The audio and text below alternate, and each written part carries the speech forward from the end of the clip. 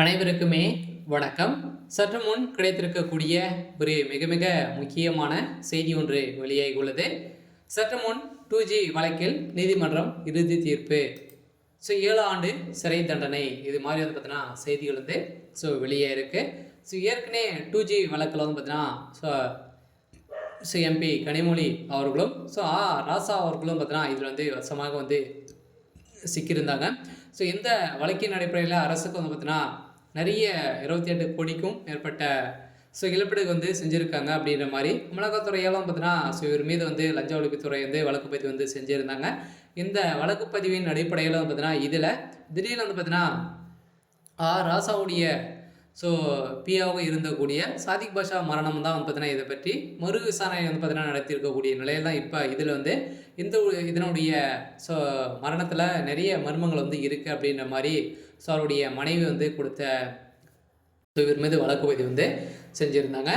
இந்த வழக்கு பதிவின் அடிப்படையில் பார்த்தீங்கன்னா சாதிக் பாஷா மரணம் குறித்து மறு விசாரணை நடத்த வேண்டும் என்று அவருடைய ஜனாதிபதியை சந்தித்து வலியுறுத்தியதாக அவருடைய மனைவி ரேணு பானு பார்த்திங்கன்னா இப்போ கூறுகின்ற நிலை தான் இப்போ 2G வழக்கில் சிக்கிய கனிமொழி அவர்கள் பார்த்திங்கன்னா இப்போ அதிரடியாக கைது செய்யப்பட்டிருக்காங்க. அதனால் பார்த்திங்கன்னா இதில் நடந்த மரணம் விஷயம் பார்த்திங்கன்னா இவங்க தான் ரகசிய நபர்களை வைத்து கொலை செய்யப்பட்டிருக்காங்க அப்படின்ற மாதிரி இப்போ வெளியேறக்கூடிய செய்தியால் இப்போ திமுகவுடைய தலைமையகத்துக்கு மீண்டும் பார்த்திங்கன்னா ஒரு இடியாக தான் விழுந்திருக்கு. அதனால் கூடியூரில் இப்போ எம்பி கனிமொழி அவர்கள் பார்த்தீங்கன்னா டெல்லிக்கு தூக்கியிருக்காங்க. இதன் அடிப்படையில் அங்கேயே பார்த்தீங்கன்னா புழல் சிறையில் அடைக்கிறதுக்கான அனைத்து ஏற்பாடுகள் தான் நடந்திருக்கு.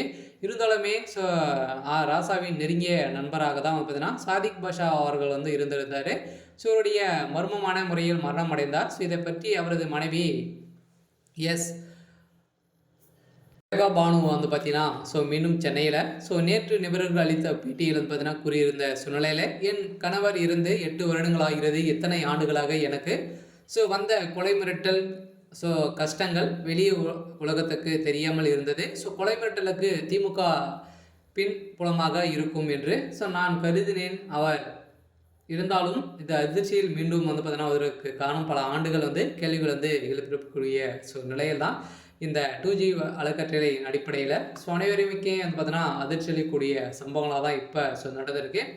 இதன் அடிப்படையில் ராசா தன் இருக்கிறார், எங்களுக்கு வேறு யாரும் எதிரிகள் கிடையாது என்று கணவர் அழுத்தம் இருந்திருந்த நிலையில் தான் இதன் அடிப்படையில் பார்த்தீங்கன்னா இந்த 2G வழக்கில் சிக்கினத்தின் அடிப்படையில் தான் இந்த கொலைகள் நடந்திருக்கு. இதன் வழக்கில் தான் பார்த்தீங்கன்னா 2G வழக்கில் பற்றியும் மறு விசாரணை நடத்த வேண்டும் என்று என்னுடைய பாதுகாப்பாகவும் ஜனாதிபதி நேரில் சந்தித்து கொடுத்த மனுவின் அடிப்படையில் இதில் 3 பேர் என்னை